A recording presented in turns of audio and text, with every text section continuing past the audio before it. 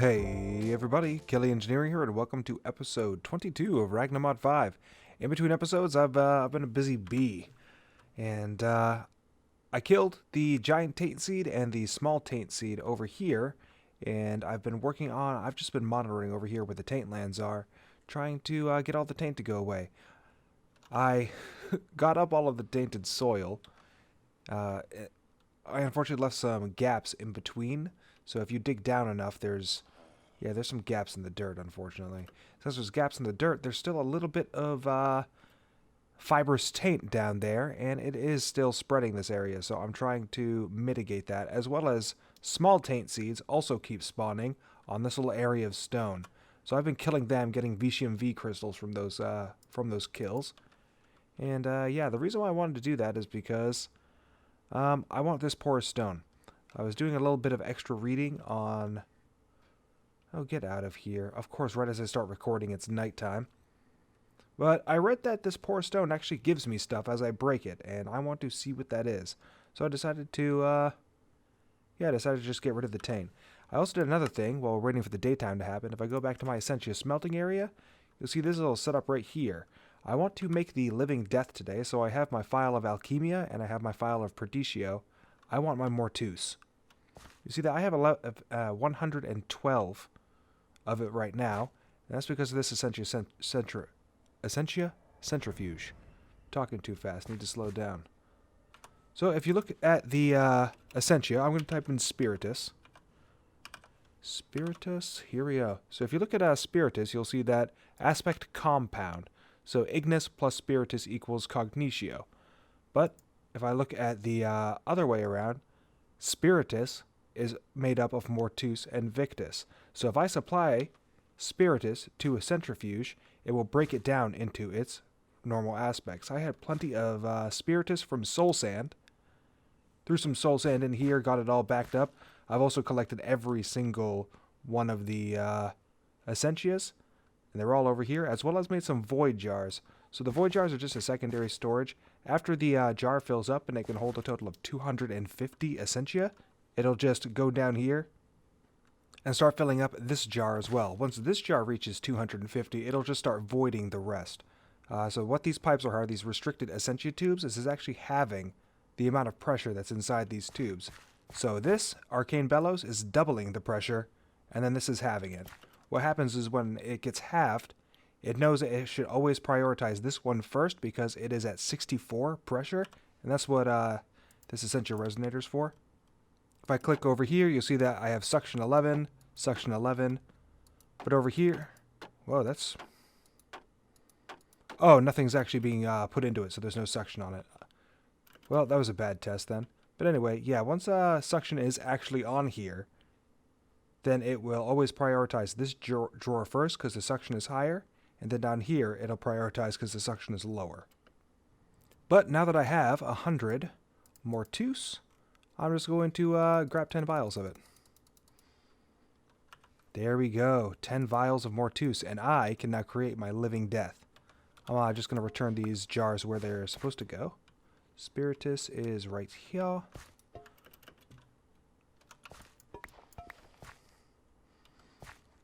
Mortus is right over here. Oh, one bad thing about the way that I routed this piping is it doesn't give me a very good gap.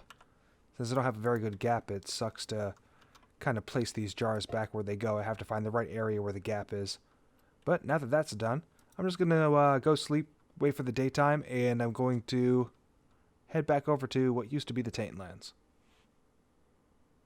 I just realized I didn't actually explain how the centrifuge setup is working. This is by no means an efficient way, and I'm not even really sure what a good efficient way is. But if I place a jar right here, then I have this Essentia valve. This Essentia valve can be turned on and off to make sure that nothing is actually reaching the centrifuge. So right now it's on, right now it's off. So remember, the counterclockwise motion is on, clockwise is off. So I also have these two filters here. The reason why I have these two filters here, and I would have to break them and put them back every single time. But the reason why I have the filters here is because if the filters weren't here, then once the two essentias reach this buffer, then they wouldn't know where to go. So I could have, this was the Mortus, I could have the Mortus go down this line and try to put itself in here, and then the Victus would try to go as well. But two essentia cannot exist in the same pipe at the same time. Only one essentia can. So I put the filters here just so the system's a little bit smarter and it realizes that only Mortus can go through here and only Victus can go here. But yeah, that's the basic setup. These valves don't really need to be here on the output jar side, but I just put them there just to make everything uniform. But yeah, that's how it works. I don't think the bellows is needed, but I put it there anyway just because I have just to increase the pressure, speed things along. But yeah, that's how this is working. So let's go back to the Taintlands. Alright, we are back in the Taintlands, and oh, look at that, some more fibrous taint just spawned up. So I need to take care of this fibrous taint, just to make sure that it doesn't continue to spread the taint. These blocks, this tainted rock, and the tainted grass are not capable of spreading the taint by themselves. The fibrous taint, however, is. The giant taint seed that spawned right here is capable of turning any block into a tainted block, but the small taint seeds, like the one that was over here originally, is only capable of spreading fibrous taint. So this is the small one is really the one that you have to worry about. So long as a little bit of taint exists, there is a chance that the small taint seed can spawn and spread more fibrous taint around. But let's take this party pickaxe. Well, let's get rid of all this trash in my inventory. But let's take this party pickaxe and take this porous stone, because I am curious what it gives me. Apparently it gives me nothing. Oh, it's giving me gravel. Well, that's not very cool. It said that it was going to give me some cool stuff. Oh, look at that. Oh, it just gave me amber. Alright. So, every time I see a little bit of tainted soil, I'm going to grab that. Because the less tainted soil I have, the less chance of fibrous taint spreading. Alright, there we go. Let's continue on. Hopefully we get something good. Alright, here we are. I have cleared out all of the porous stone and refilled it in with the dirt. I've been getting my dirt from over here. So there are these Thaumcraft... Yeah, these right here. These are Thaumcraft structures, so this is where I've been getting most of my spawners, honestly. But they're also an excellent source of dirt. So, yeah, that's just where I've been getting my dirt without having to destroy the landscape. But, oh, I just ticked off an Enderman. But what I got from the porous stone was native tin clusters, a lot of gravel, clay, amber, and nether quartz. All of it wasn't porous yet, so I just got the rest of the tainted rock. And found quite a bit more tainted soil, so I got that up as well. Hopefully it'll keep it from the taint, keep the taint from spreading anymore. But yeah, that's really all I wanted to do. Pretty disappointed with the porous stone. I don't think I'm going to be doing anything with it. The native cluster is alchemy stuff. So if you look at the recipes for it, all you have to do is just throw in an ore to metallum and ordo, and you get a native gold cluster. So 1 gold ore becomes 2. I don't really need to worry about this right now. This is a Skyblock pack, so I have ex nihilo for all of my ore needs. And really, I'm just going to... Yeah, I don't really have any use for this stuff. Or all of this dirt.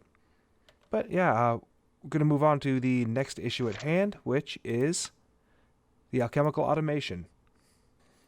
So sometimes alchemy can be a hit or miss affair. Miscounted aspects, degrading essentia, and ingredients that require manual labor to mix. I have had enough. Now that I have raw liquid essentia available to me, I should improve the entire alchemical process. But we're going to complete this quest. And I've invented an automated device I have named the Thaumatorium. Like many multi-part devices, this one must be created using Salus Mundus. The Thaumatorium is a marvelous invention that allows a thaumaturge to select which formula to use and what catalyst to add. It then automatically draws essentia from available sources using tubes. As long as there is a supply of catalyst, it produces the required object perfectly every time. So I'm going to have to make this mystical construct, which, yeah, it's just a crucible and alchemical construct. I'm also going to need it to make a mnemonic matrix. Clockwork mind? Can I even make a clockwork mind right now? So let's see here. Clockwork mind. Nope. Missing research. So let's figure out what this is and try to unlock it. Well, I wasn't seeing a clockwork mine in any of the unlocked chapters, so we're going to go into Auromancy. Just created a snow golem right now, and I'm going to scan him, learn something new, and look at my Thaumonomicon. In order for Auromancy, need to study an animated construct. I'm just going to complete this. So findings are confusing. Natural golems. I have unlocked Auromancy. Here we go. Clockwork mines. I have not yet begun this research. But it's really easy. Observation Auromancy, Cognitio Victus, complete. Now I can create that clockwork mine I need. Alright, so here we are. It says that you just need a Crucible, 2 alchemical constructs on top of it, and then throw some Salus Mundus on it. Well, alright, there we go. That was pretty easy. Oh, get my, nothing can be learned from it. Huh. Oh well. But yeah, this is the Thaumatorium. All I need to do is just put in the catalyst right here, and it will tell me what it can make with that catalyst. That is not a catalyst, so let's grab some iron ore. Here we go, iron ingots. Throw in an iron ingot, and it shows me that I can make alchemical brass and thaumium. It tells me what I need, and I can just apply it here with the with these ports. And then I have no problem. It'll just make me thaumium like it's nobody's business. Just need the Percantio and the Terra. But yeah, that's how the Thaumatorium works. But in order to automate the Thaumatorium, that's what we are going to get in next, and that's why I needed Advanced Essentia Transport. That's why I needed the Mnemonic Matrix, and that's what we're going to get into next with the Advanced Essentia Transport. So with the Advanced Essentia Transport, all it's going to be telling me is that during the infusion crafting process, I can just take directly from the jars without the need for tubes. So when I complete these, I have a filling and an emptying Essentia. It's really easy to make. I just used some alchemical constructs when I was preparing to make the Thaumatorium. I made some extra alchemical constructs, so that's no issue. But I'm going to go set this up over by my Essentia smelting area. And, yeah, show you how all of that works. Alright, gonna take a quick break right now. So I can make this bucket of liquid death. Now, I have a whole bunch of stuff over here. Oh, wow. Yeah, these spiders right here will be perfect test subjects. So, it is nighttime, so they're gonna come and try to attack me. Place this down. Oh, that is quick acting stuff, and I got Bestia and Perdicio and Vinculum. And all of the normal drops, which I was not expecting. So, yeah, this is excellent. This could be perfect for a mob farm. Look at it. Oh, my word. Yeah, this is going to be perfect for a mob farm. I love it. So, let's pick this back up and move on our merry way.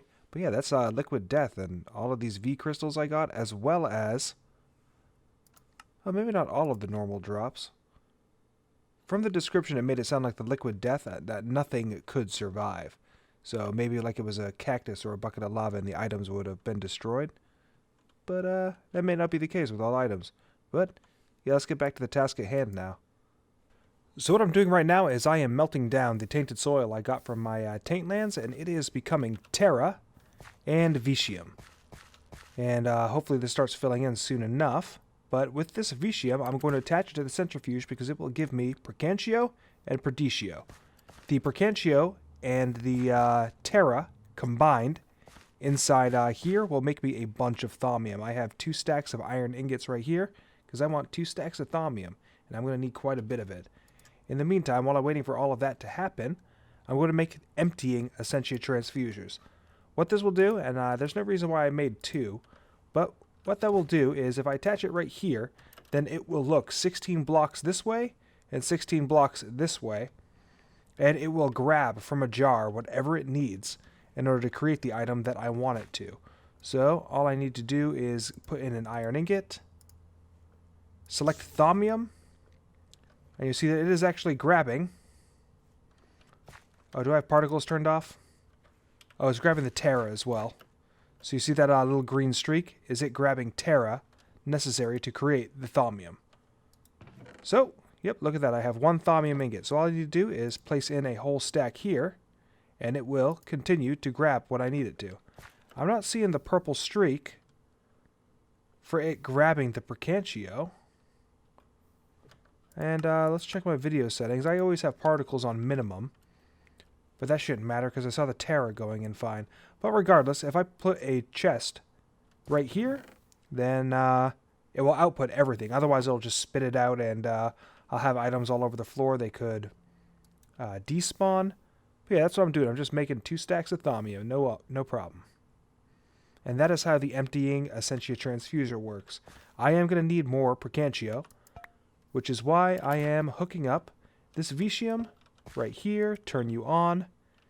There we go.